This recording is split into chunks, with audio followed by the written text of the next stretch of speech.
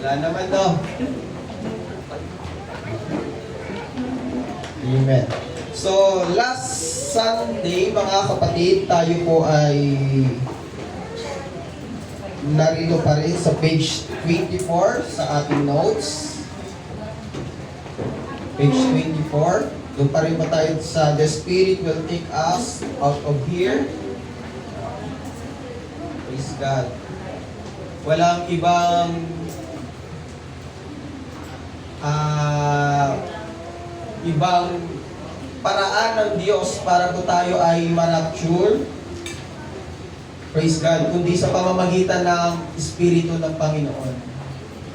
Si Pastor Sam Embalsado, kilala niyo po? Yes po. Amen. Sa mga nakakilala kay Pastor Sam. Si Pastor Sam, mga kapatid, Sir Sam, teacher po yan sa Bible School, sa Acts, mga kapatid. May paniniwala po siya. No?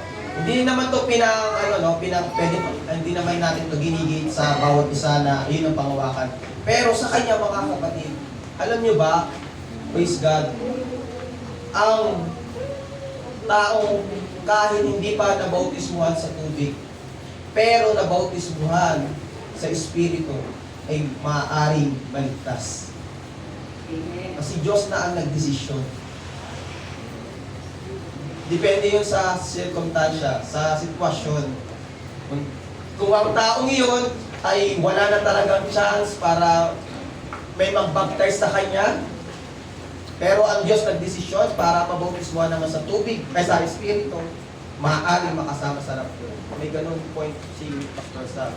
At sa pamamagitan, mga kapatid, ng pagpupuri, ng walang alinlangan, maaaring mabautismuhan sa Espiritu ang taong hindi pa nabautismuhan sa tubig.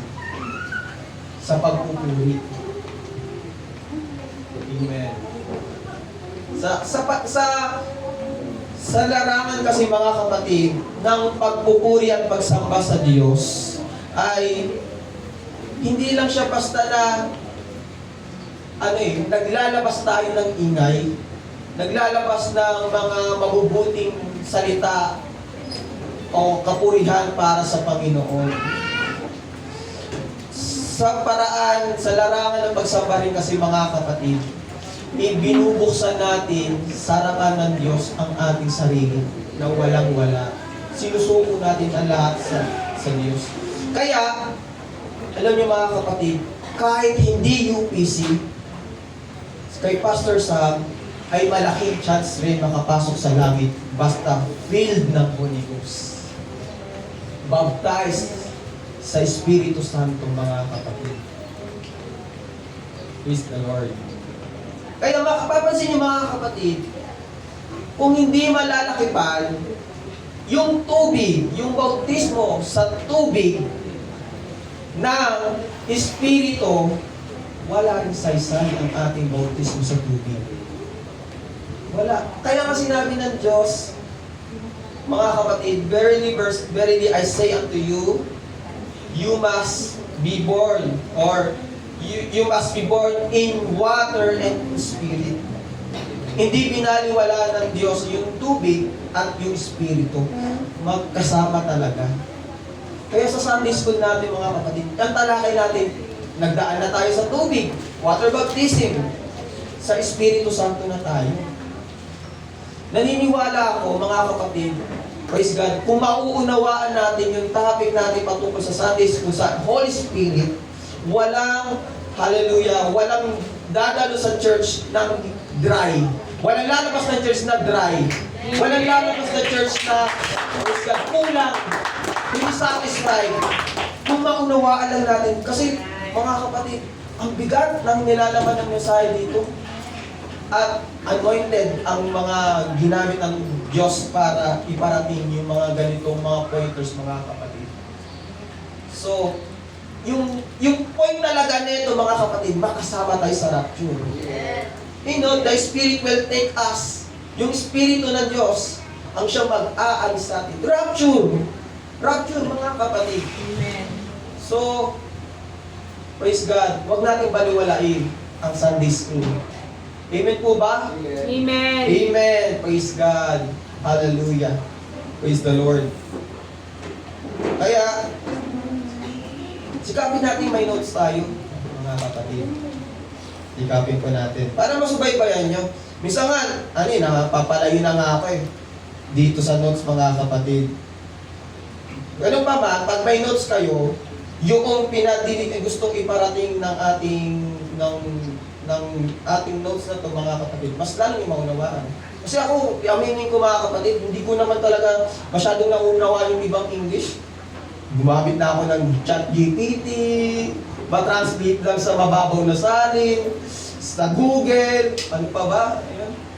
May mga word talaga na pag tinagalog mas lalo pang mahirap unawain. Kasi aminin ko, mga kapatid, hindi ako ganun knowledgeable, lalo na sa mga salita, mga kapatid. Papapansin niyo naman kung paano po ako magsalita. Biyaya na lang ng Diyos kung bakit po ako ginagamit. No? Yun ay dahil sa kahabagan ng Diyos. Kaya, kung may notes po kayo, natutulungan niyo po yung tagapagturo at ang inyong sarili na lumago. Amen. Amen. May Bible po tayo, meron po tayong notes. Amen. Praise God. Ang lahat mo ng may Bible, yung nasabi nga pong Amen. Amen. Karamihan ng may Bible, babae. Walang boses lalaki na nag-amen Ang lahat mo ng may Bible magsabing Amen. Amen. Honest lang kami mga lalaki. Praise God. So, praise the Lord. Sikapin po natin na unang-una Bible.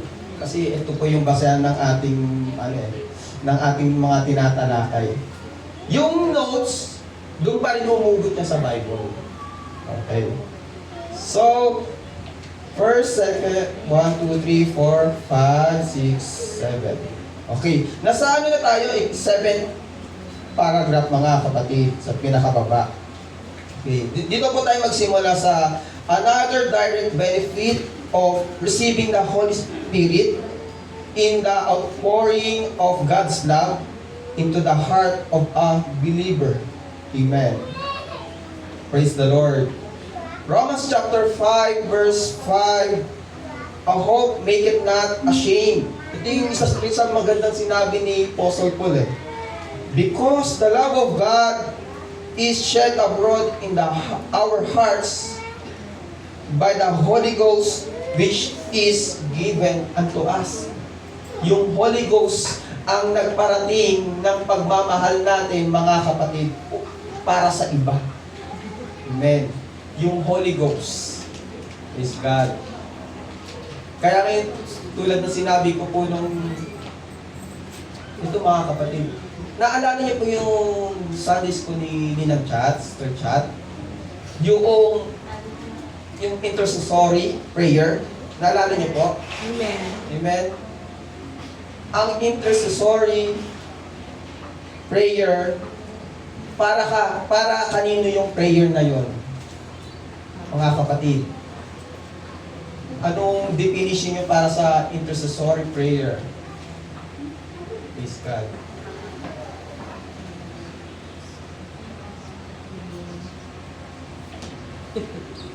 Ang maraming absent doon tayo na yan. Pero naalala niyo, may tinuro sa atin yan, mga kapatid. Amen. Praise God. Alam po, naaalala niyo yun.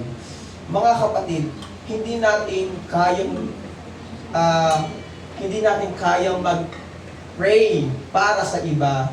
Sa intercessory prayer, mga kapatid, yung prayer na intercessory, mamamagitan ka kasi sa isang sitwasyon o sa isang tao. Naalala nyo, yung mga sa Acts chapter 9, si Apostle Paul, si Saulo pa, si Ananias, na kung saan yung inuutusan ng Diyos na mag-convert, mag-sharing kay Saulo, persecutor pa kasi si Paul noon.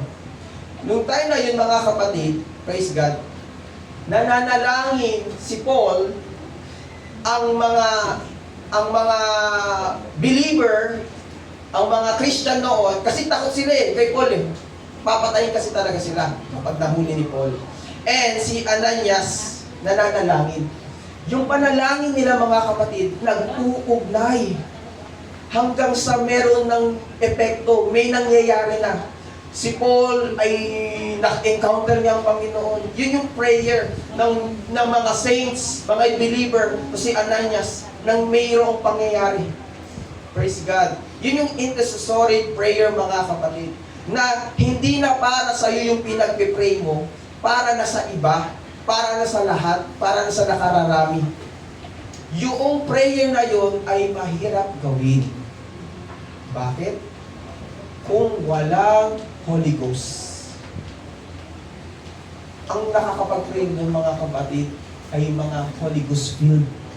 Yung pinangungunahan ng Espiritu ng Diyos. Kasi hindi tayo marunong manalangin. Hindi natin alam kung paano talaga manalangin mga kapatid. Yung laman pa lang ng puso mga kapatid, oo, nakakapagsalita tayo kung paano manalangin. Pero yung laman ng puso, yung nararapat na ipanalangin natin, hindi natin alam. Pero kapag tayo po ay napupuspos ng Espiritu Santo, filled tayo ng Holy Ghost, dinidikta ng Espiritu Santo ang dapat nating panalangin. Tinuturuan tayo kung paano manalangin. Praise God. Kaya yung prayer na yun, mga kapatid, hallelujah, ay magagawa lamang kapag tayo po ay puspos ng Espiritu Santo. Ngayon, may question mga kapatid. Kapag ikaw ay nagpipray na lamang para sa iyong sarili, magtaka ka na. Nasa akin pa ba ang Espiritu ng Diyos? O baka kailangan mo nang mag-renew? Baka kailangan mo nang ma-refill? Amen. Kung para sa iyo na lang. Yung para sa sarili mo. Kasi, ang Holy Ghost, yun rin ang nagtuturo na i-deny natin ang ating sarili. Yun rin na nagtuturo na sumunod sa salita ng Diyos. Mahirap mamuhay ng may kabanalan, tama po ba? Amen. Mahirap magsuot na yung katulad nito, ganun rin, vice versa, lalaki, babae, may hirap sa pagsunod sa kabanalan. Kaya lang, mga kapatid, yung kabanalan na yan, hindi talaga natin kayang gawin kung sa laman lang natin, kung sa sarili lamang natin. Right. Bakit? Kasi nga, tayo ay may taglay na makalaman, makamundo. Ang ating mga pananaw ay hindi katulad sa banal na Diyos. Pero sa tuwing tayo po ay napupuspos ng Espiritu ng Diyos, tuwing tayo po ay tumatanggap ng Espiritu ng Panginoon, natututo tayo kung paano mamuhay na may kabanalan. Yung dating naninigarilyo, pagtikim ng sigarilyo, parang iba ang lasa. Ayoko na, nasusukan ako. Yung umiinom ng alak, nung napuspos ng Espiritu Santo, hindi na ganun kasarap ang alak. Yung dating nagmumura, napagbabantayan niya na ang labi niya na, hindi ko na gustong magmura. Kasi nga, puspos ng Espiritu Santo. At yun yung pamumuhay na may kabanalan. Tayo lahat, mga kapatid, subject rin ako, mga kapatid. Nung ako po ay unang dumalo sa ganitong gawain, hindi rin naman po ako ganun kalago. Ulitin ko po sa inyo, ilang buwan na ako dumadalo sa ganitong gawain, pero ako pa naghihikayat sa mga kabataan na, tara, after Sunday service, yayayain ko, manigarilyo. Yung kasama ko, hilong-hilo na. Ako, tinutulak ko pa. Ito pa, sinisindi ako pa, sinasalpa ko yun. May mga ginagawa rin ako mga kapatid na hindi sa kabanalan mga kapatid. Marami mga kapatid. Praise God. Pero yung nung nakita ko yung sarili ko mga kapatid, na kinakailangan talagang sumuko sa Diyos. At yun rin yung time na napuspos po ako ng Espiritu Santo. Alam niyo mga kapatid, Sunday noon, nasa isip ko pa rin na gusto ko pa rin mag-mission. Gusto ko pa rin manigarilyo. Alam niyo, ginawa ko mga kapatid, tinuloy ko pa rin. Ayun pa rin nasa isip ko. Punta ako doon sa isang iskinita sa Quezon Province na tinatambayan ko sigarilyo, kape, yung terno niyan eh, kapag unbeliever kayo, no? Kasi sabi daw, sa katawan ng tao, kailangan ng solid, pagkain. Diba? Kanin, ulam, kailangan mo rin ng liquid, tubig, soft drinks. Tapos, hindi pwede mawala yung gas, usok. Lalo na pag usok. Oo, totoo po yan. Sa mga may dating may bisyo, ayun po hinahanap. No? Pagkabusog. Yun ang ginawa ko mga kapatid. Monday yun. Pagkatapos ng almusal, kahit wala akong kasama, o sigwido akong magbisyo. Mga kapatid, punta ako doon sa may skinita na ako lang nakakaalam at di nagagaanan ng aking tito. Mga kapatid, yung una kong tikim, ay mula yung tama, unang hipit ko mga kapatid. Alam niyo po yung naramdaman ko? Ang naramdaman ko mga kapatid, paghipit ko, para akong naging baguhan sa paninigarilyo. Sino na isang beses lang nakatikim ng sigarilyo? Taas, magsabi, isang beses. Pagtikim niyo po, anong una niyong naramdaman? Ginusto niyo pa ba? Hindi na. Ganun yung naramdaman ko. Naalala ko mga kapatid na meron pala epekto yung pagpuspos ko ng Espiritu Santo nung Sunday. Amen. Alam niyo po nangyari sa akin noon? Napaiyak ako sa Panginoon. Nagsisi ako. Sabi ko, may mali na pala sa nagagawa ko.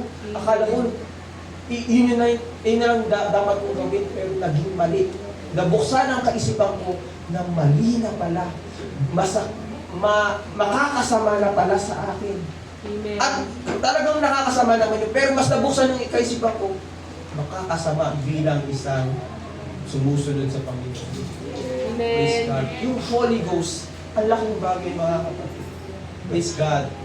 Kaya, huwag tayong lalabas ng church nang hindi filled ng Holy Ghost. Amen. Itatak natin sa isipan natin, hindi ako lalabas sa pintong yan na hindi ako mapupuspos ng Espiritu. Malay natin, during service mag-rapture, hindi ka filled ng Holy Ghost, saan ka pupulutin? Malay mo paglabas ng pinto na yan, mag-rapture, saan tayo pupulutin? Malay natin, mamaya, bukas, ilang sa mga susunod na araw. Pero salamat, ninais natin mapuspos ng Espiritu Santo. At yung Espiritu na yun mga kapatid ay nagpapapanatag sa atin sa mga susunod na araw. Yes. Amen. Praise God. Salamat sa Diyos mga kapatid. No? Praise God.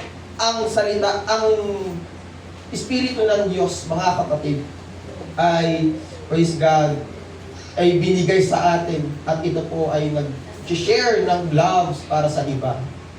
Praise God. Romans chapter 8 verse 11, but if the Spirit of Him that raised up Jesus from the dead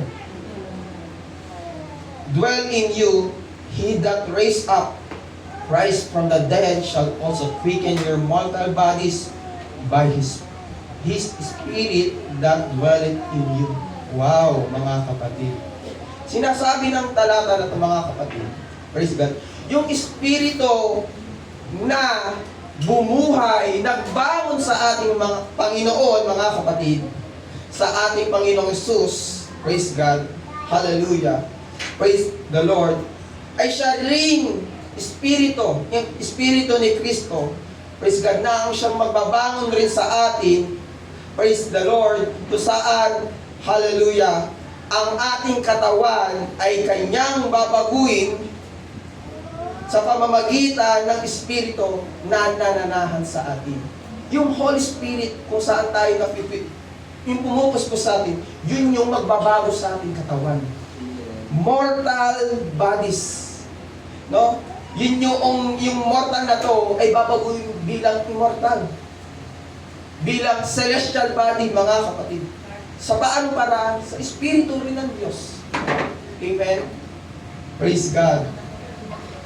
The word quicken means to make alive, bubuhay. It is the changing or fashioning anew of the bodies of the living, which correspond with it and takes place at the same time as the resurrection of the dead in Christ.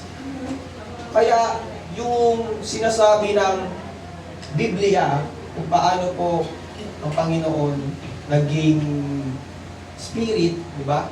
After 3 days. Tandaan niyo po praise God. Ang Diyos ay kailan nabuhay muli? After 3 days. Kailan yon? Ika-4th day. 3 days na patay ang Panginoon sa laman.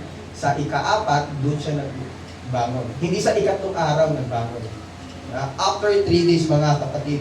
Ngayon, kung paano nangyari sa after 3 days, kung paano nangyari sa katawan ng Panginoon, mga kapatid, ang sabi ng Panginoon ay ganun din mangyayari sa atin. Kasi tayo, kung hindi tayo dating abutin yung rapture, given talaga na mamamatay tayo. Sinong ayaw mamatay? Amen. Yan, umaasa sa rapture mga yan. Amen. Praise God. Nung inooperahan ako ng mga kapatid, tanggap ko nang mamamatay ako. Kasi negative pa yung naririnig ko. Palagay ko, ilang oras na lang tinanggap ko na. Pero yung nasa isip ko, kailan kaya bubuhayin ng Panginoon yung katawan ko? Yun nasa isip ko mga kapatid. So, mapalad tayo, mayroon tayong nalalaman patungkol sa Biblia na tayo po ay bubuhayin ng Panginoon.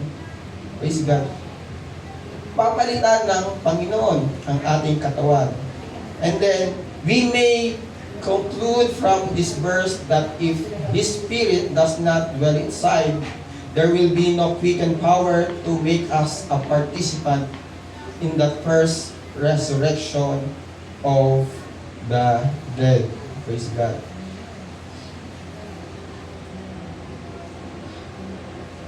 Dito tayo mga kapatid. The Spirit fill us with God's love.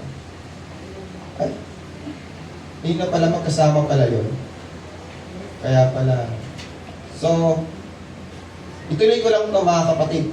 Karugtong pala ito ng kabilang isang first column. All sort of love or so-called love exists in our human relations. One is a mere sexual passion. There is a love of husband and wife for each other. Amen. Yan yung mga intimate relationship mga kapatid, no? Na kung saan madalas, ayan yung kalibitan, yung nangyayari sa atin.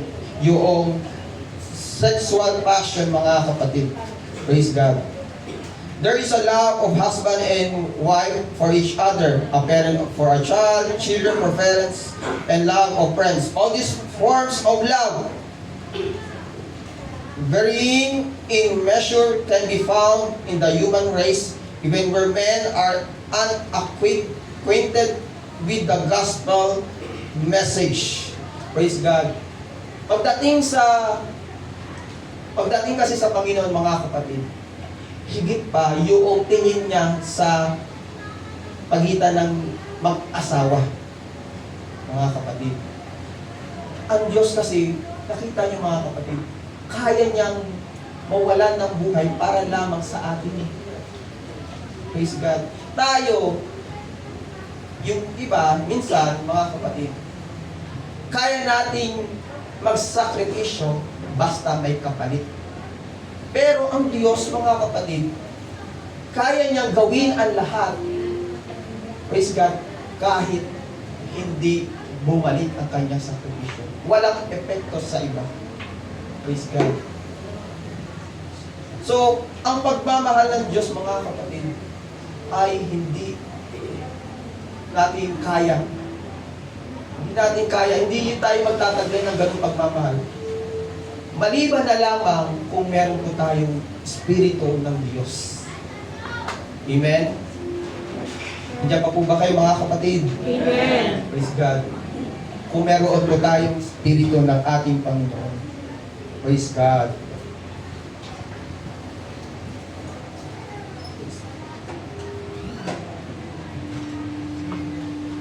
Dito po tayo mga kapatid sa 1 John chapter 4. Pwede po natin basahin. 1 John chapter 4, verse 7.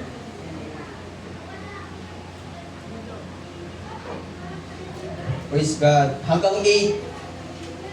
Sino pong malakas pagbasa? Magbasa, hindi huminip.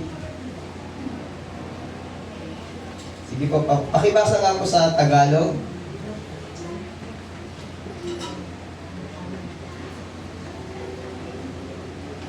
Ay, siguro kailangan pa ito. Opo. Chapter 4, 1 John chapter 4, verse 7 to 8. Yan. Ang amin na mahal, mag-ibigan tayo sa isa't isa, sapagkat ang pag-ibig ng Diyos, o ang pag-ibig ay sa Diyos, at ang bawat umibig ay ipinanganak ng Diyos at nakakakilala sa Diyos. Ang hindi umiibig ay hindi nakakilala sa Diyos, sapagkat ang Diyos ay pag-ibig. Amen. Praise God. Hallelujah. Praise the Lord. Ang ganda, no, mga kapatid, na sinabi ni John, praise God, patungkol sa ating Diyos. Na sundan niyo po? Amen? Nasundan niyo po? Praise God. Yung ang pag-ibig, praise God, hallelujah, ay hindi kayang tumbasan ng pag-ibig ng sanlibutan. Sapagkat yung pag-ibig, mga kapatid, hallelujah, sabi, kung tayo ay nagmamahal sa isa't isa, ang Diyos ay nananatili sa atin. Praise God. Paano kung pagpukot na? Kung paano kung hate na ang namumuo sa ating puso? Yun yung mahirap, mga kapatid. Kasi matik na ang Diyos ay wala na. Wala sa atin. Praise God. Nasabi, at ang kanyang pag-ibig ay nagiging ganap sa atin. Yung pag-ibig ng Diyos ay yun yung nagpapasakdal. Nakapansin niyo po, kung tutusin, hindi po tayo pwedeng ituring sakdal or banal or ganap. Yan, mga kapatid. Hindi tayo pwedeng ituring righteous ng Diyos. Pero dahil sa kanyang pag-ibig sa atin, sobrang mahal niya tayo, mga kapatid. Tinitignan niya tayo bilang isang ganap. Bilang isang banal, mga kapatid.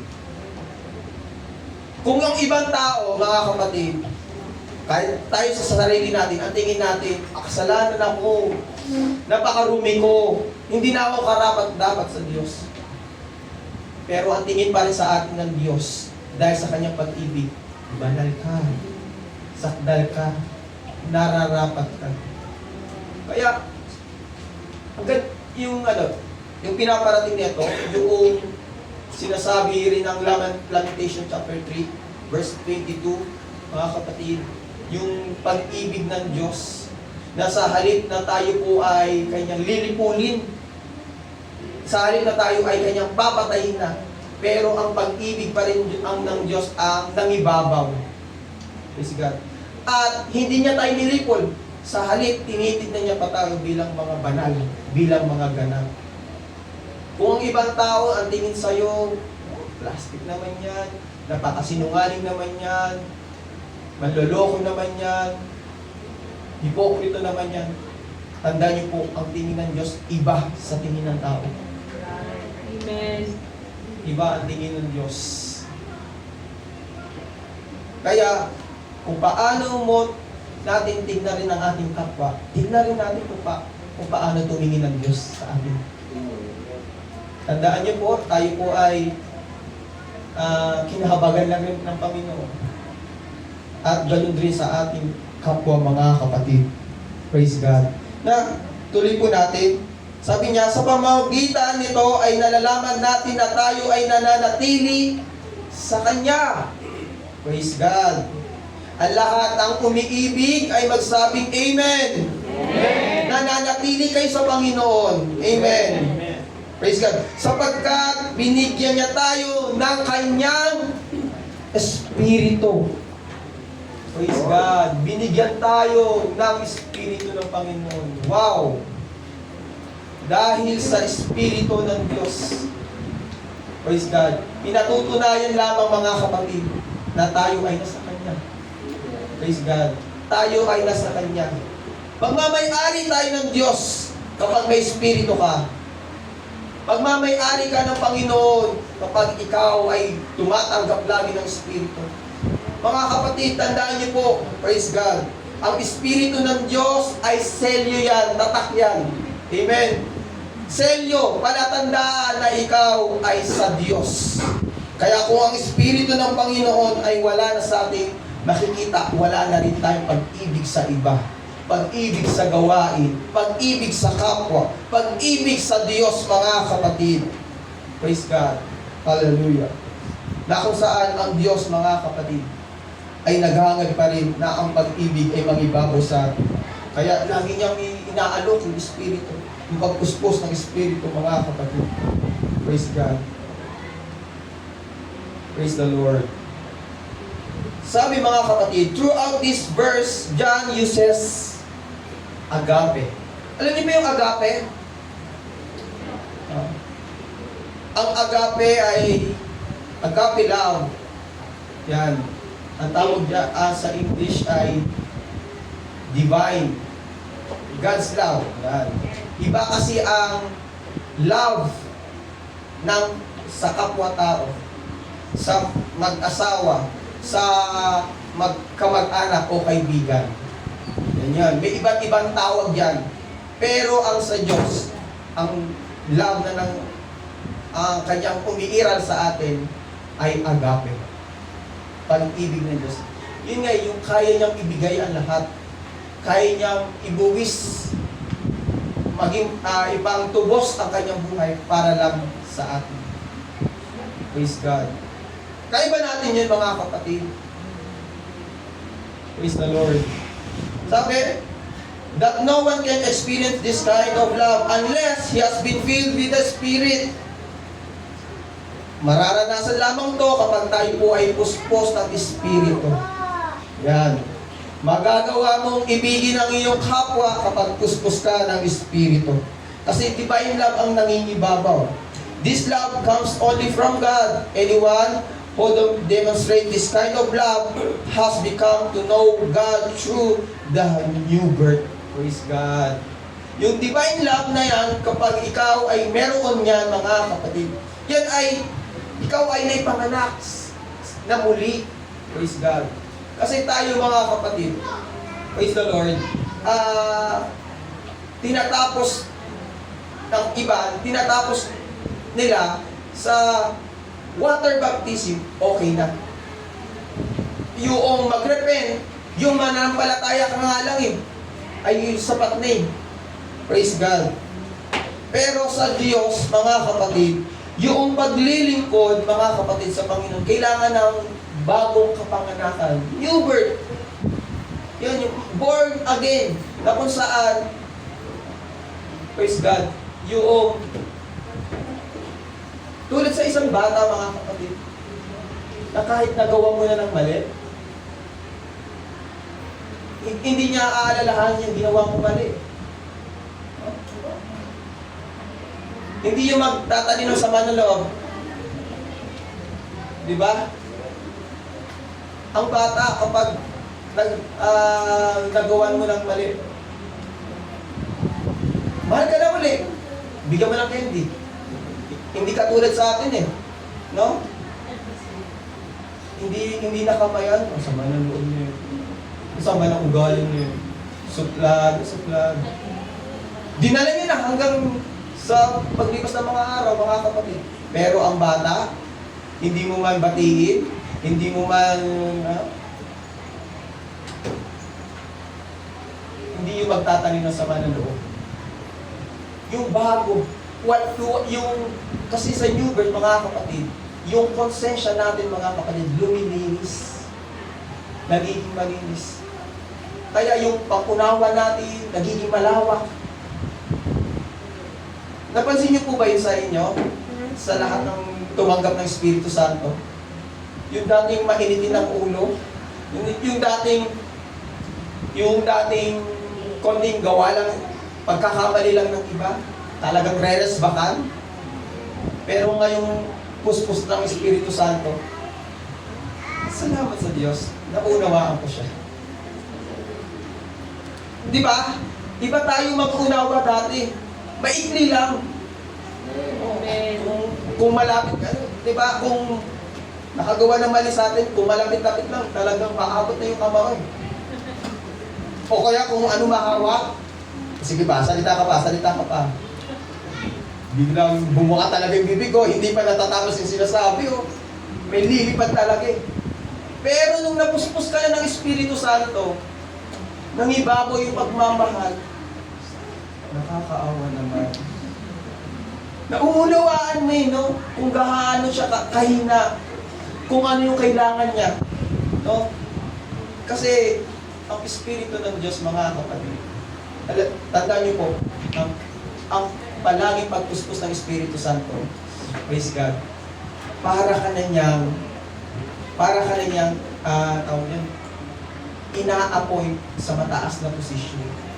Tingnan niyo po, sa sobrang umiiral sa inyo, nagmamanifest yung Espiritu ng Diyos, tingnan niyo po, balang araw, ilalagay ka ng Diyos sa isang posisyon. Pansinin niyo po, yung mga nailalagay sa posisyon, mga presbyter, yung mga may posisyon na pastor, mga kapatid. Kasi hindi lahat ng pastor, mga kapatid, ay talagang mahaba ang pasensya. Talagang umiira ng Espiritu ng Diyos. May mga pagkakataon talaga, umiira ng laman. Totoo yan. Sa teacher namin, mga kapatid, sa CPP, inamin niya. Kasi meron daw na nanita sa kanya, traffic enforcer. Tapos, pag sita sa kanya, pabalang kaagad daw siya sumagot. Hindi niya yun napapansin. Hindi niya po yun napapansin. Tapos sabi ng asawa niya, Han, sabi mo kasi mo maayos. Sabi ng itong pastor, maayos naman pakikiusap ko. Hindi kaya. Sabi ng enforcer sa kanya, so, ayusin mo yan, tono mo. Hanggang nagsimula na sila ng away. Sabi ng babae ng asawa, ayusin mo kasi. Kaya, mga kapatid, praise the Lord, mas mabuti sa bawat araw, magpakababad po tayo sa panalangin. Hangarin po natin, bago tayo gumawa sa ibang bagay, manalangin po tayo na may pagnanais na mapuspos ng Espiritu Santo. Kasi magagamit niyo po yan sa inyong trabaho, sa inyong pagdadrive, sa inyong hanap buhay, sa inyong pakikitungo sa inyong asawa, pakikitungo sa inyong mga anak, mga kapatid. At isa pa, mga kapatid, sa tuwing tayo po ay nakikita na filled ng Holy Ghost, umiiral ang Espiritu ng Diyos, hindi ka na magpapakahirap na mag-share ng Word of God. Hindi ko na kailangan magpakadalubasa sa salita ng Diyos para ituro yung kaligtasan. Kasi doon pa lang sa pagtingin sa'yo, nagliliwanag ka na at makikita, bakit iba siya kumpara sa nakararami? Anong sikreto niya? Sila na magkakaroon ng tanong, anong tinatago niya? Ano kaya pagimat mo? Ano kaya yung orasyon niya? Tatanungin niya yan. At doon ka na magsasalita patungkol sa Panginoon. Praise God. Na merong sa bawat salita na lumalabas sa iyong bibig, merong ring espiritu na nakakahawa sa Kanya. At one day, maaaring iyon yung mahal mo sa buhay, kamag-anak mo, o sino pa man na gusto mong ma-win, madala sa Panginoon, one day, makakasama mo rito. At makikita mong mababaw sa simpan. Amen. Kapag naiyak ang Espiritu. Hallelujah. Praise God. Hallelujah. Praise the Lord. Kaya, ang susi sa isang magulong tahanan, ang Diyos, ang Espiritu ng Panginoon. Sa isang komunidad, Espiritu ng Panginoon. Amen. Sa isang bansa, ay ang solusyon pa rin ng ating Panginoon. Si Jesus, mga kapatid. Hallelujah. Hallelujah. Hallelujah. At lalo na sa ating church. Kasi magkakaiba po tayo. Dito po tayo magtatapos, mga kapatid. God is love, he that dwelleth in love, dwelleth in God, and God in him. Sa isang church, sa anumang problema ng isang iglesia. Mga kapatid, praise God. Ako po ay, hindi naman to dahil sa tagal. Ako po ay nakasaksi sa isang matured na iglesia. Nagaling po ako sa Chaong Church. Mga kapatid. Familiar po kayo sa Chao? Oo, Quezon. Tama. After ng San Pablo, Laguna, yan, Chao. Galing po ako doon. Ang uncle ko po ang nag-handle ng church doon. Ngayon, ang church na yon ay nasa 26 years na, mga kapatid. Nasaksiyan ko po, mga kapatid, sa loob ng 26 years, mula nung bago pa ako, mga kapatid, nasaksiyan ko po kung paano nang lumalabas-pasok ang kapatiran. Nakikita. Naobserbahan ko, mga kapatid, kung paano nag-e-exist ang isang membro sa church. Actually, hindi tayo member, mga kapatid. Hindi tayo po member. Lahat po tayo pantay-pantay. Kung tutusin, mas angat pa nga po kayo sa akin. Praise God. Praise the Lord.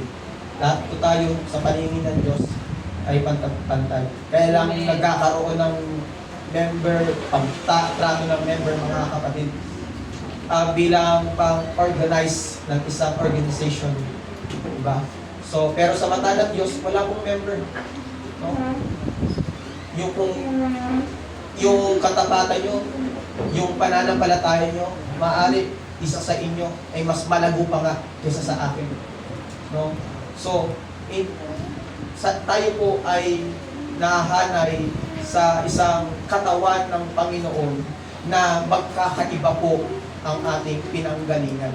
Iyon po yung naobserbahan ko sa church na yung, mga kapatid. Ngayon, praise God, kaya iba't iba po tayo ang function sa church. Iba't iba ang ating obligasyon, ang ministry. Iba't iba ang kakayahan natin. Iba't iba, mga kapatid. Hindi lahat ay makakatayo sa likod ng pulpito. Hindi lahat ay pwede maging media team. Hindi lahat ay pwedeng sa music team, sa singing. Hindi lahat. Pero meron po tayong kanya-kanyang ministry, mga kapatid. Sa kabila pa nun, mga kapatid, na magkakaiba tayo ng ministry, magkakaiba rin po tayo ng pinanggalingan, ugali, kinalakihan, ng prinsipyo. Kaya hindi po malabo na tayo po ay hindi magkaunawaan. Yung pagtatalo, merong argumento, merong magkakasakitan, merong magkakaparinigan, merong magpapost sa Facebook, meron magkakasiraan, meron mantingin niya sa isang kapatid niya ay kaaway. Praise God. Ganun ang church, mga kapatid. Pero bilang na-experience ko as a pastor, mga kapatid, ayun rin ang nararanasan ng ating pastor. Mahirap yun sa kanya. Mahirap yun sa kanya, extraordinary. Kung tayo po ay hindi mag-a-adjust, hindi mag-unawaan, at hindi magpapakababad sa panalangin, magkakagulo po tayo. At marahil, isa po sa atin, ilan po sa atin ay maiwan pagdating ng rapture. Gusto niyo po ba yun? Maiwan? Ayaw po natin, mga kapatid. Kaya, ito, mga kapatid, ang ginagawa ng Diyos sa atin, Sa tuwing tayo po ay nakikinig ng pangangaral, makinig po kayo. Sa tuwing nakikinig po tayo ng pangangaral, hatakin niyo po, pulutin niyo po yung mga aral na naakma sa puso niyo. Kasi magkakaiba po tayo na laman. Mapapansin niyo po, kahit na iba po ang title, iba ang mensahe, pero merong mga salita na tumutusok sa ating puso. Gamitin niyo po iyon. Gamitin niyo po na iyon po ang magtulak po sa atin na lumapit sa Panginoon, na magtulak sa atin na humingi ng tawad sa Panginoon, na magtulak sa atin na isurrender natin ng ating sarili sa Panginoon. Sa ganung paraan, mga kapatid, yung mga pagkukulang natin sa isa't isa, sa harapan ng Panginoon, pag tayo po ay pinanahan ng Espiritu ng Diyos, tignan niyo po, hindi lang ang takbo ng isip natin ang magbabago, maging ang ating puso. Magagawa mong kamayan yung nanakit sa'yo. Magagawa mong yakapin ang nanira sa'yo.